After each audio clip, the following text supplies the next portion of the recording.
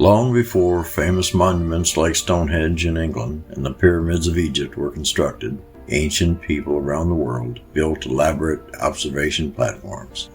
These structures were aligned to the sun, the moon, and the stars on the horizon, particularly on significant dates.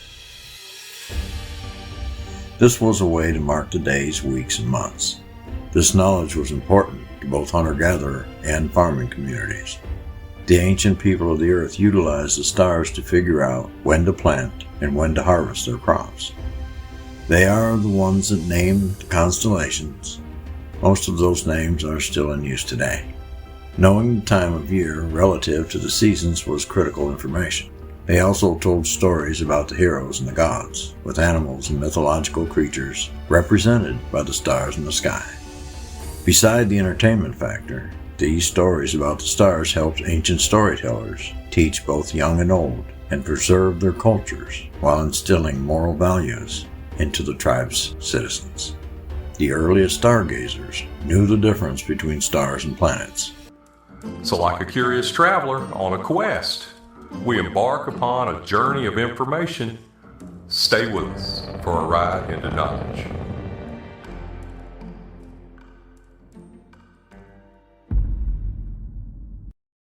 The stars remained apparently fixed over the passage of centuries. Planets moved around the sky, which was observable during short periods of time. Ancient people associated natural phenomena such as seasons, rain, heat, drought, and tidal changes with gods and spirits. They saw them as manifestations of the divine will. An ancient tribe in Africa, the Dogon people, claimed knowledge of the heavens learned from the people who descended to earth from the stars. And as the tale goes, these ancient astronauts, the Nomos, came from the planet Sirius near Orion's belt and visited the Dogon people thousands of years ago.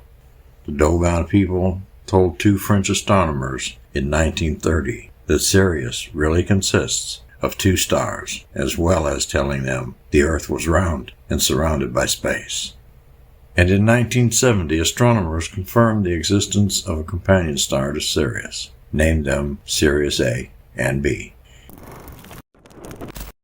Before Julius Caesar reformed the calendar in 46 BC, introducing the so-called Julian calendar, which is based on a 365 and a quarter day year, ancient astronomers traditionally linked the months to the phases of the moon, and all over the world skywatchers created calendars of 12 almost equal months, varying between 31 days.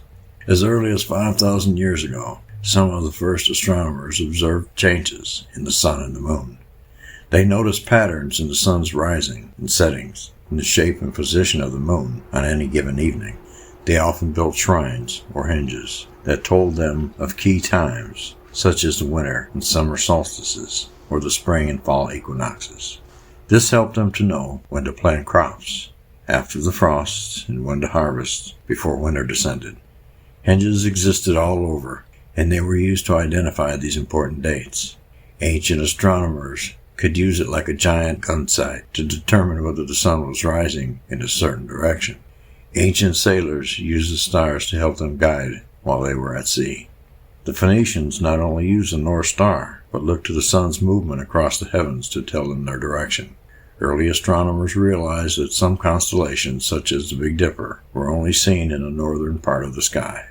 Many Mesoamerican cultures showed a deep interest in astronomy. Many of them developed calendars and almanacs, and that would act as guides, allowing them to plan for important events, such as planting and even when to go to war.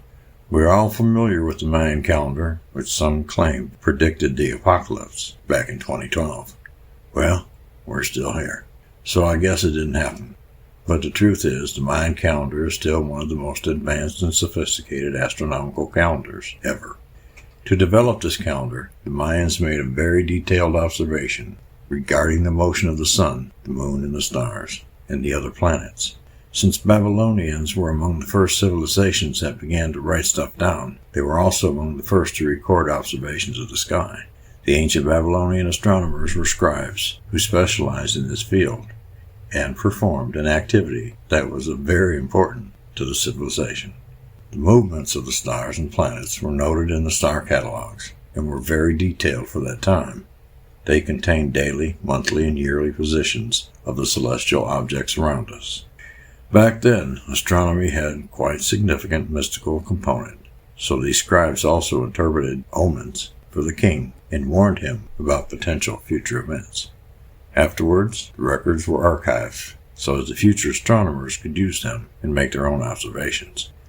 All of this knowledge would culminate when the Babylonians developed the first almanacs based on the movements of the sun and the moon.